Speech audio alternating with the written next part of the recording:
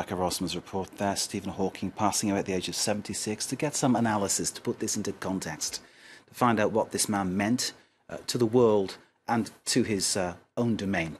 We're joined by Aurélien Barraud, an astrophysicist at Grenoble University. Thank you so very much for joining us. Stephen Hawking, he mattered in ways that I can't begin to understand, so I'm glad you're here to try to give us some kind of context on that.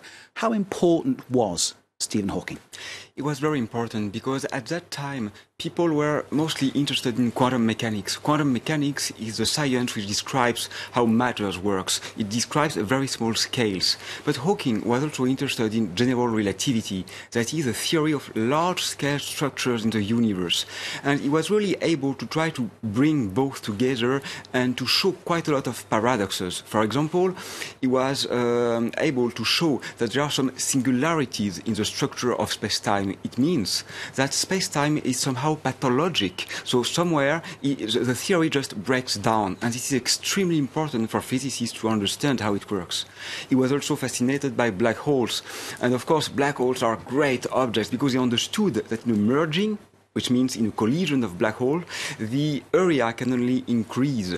And this was recently proved by the observation of gravitational waves. And most importantly, he discovered the famous evaporation of black holes. So it means that actually black holes are not really black. They emit radiation, they emit light, and now this phenomenon is known as the Hawking evaporation phenomenon. And all these things coming from a man who suffered an incredibly debilitating illness that left him, as we see, and as it was his famous trademark, sadly, he's in a wheelchair. He speaks through a strange device which presses onto his voice box to create his voice, and it didn't stop him doing anything. What will his legacy be, do you think? But maybe it also helped him doing things, because do you think so?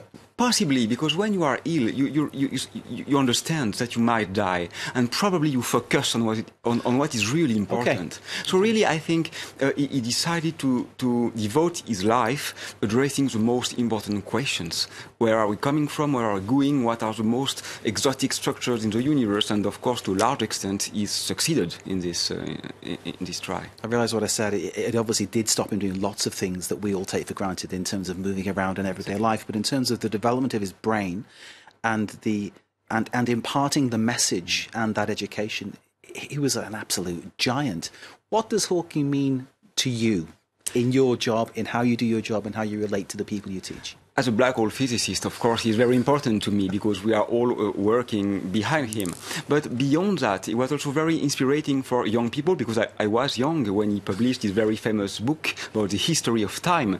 And he helped a lot of people getting interested in physics. And that was very interesting because his book actually was very difficult. It was not an easy popularization book. So it means that for us, it was not only explaining things, trying to understand how nature works, but it was also a kind of fascination for the complexity of nature, and this is something that I still remember. I bought the book for my son, who's a student of philosophy, and he got so much from it because of the way it was written and how it expressed the things.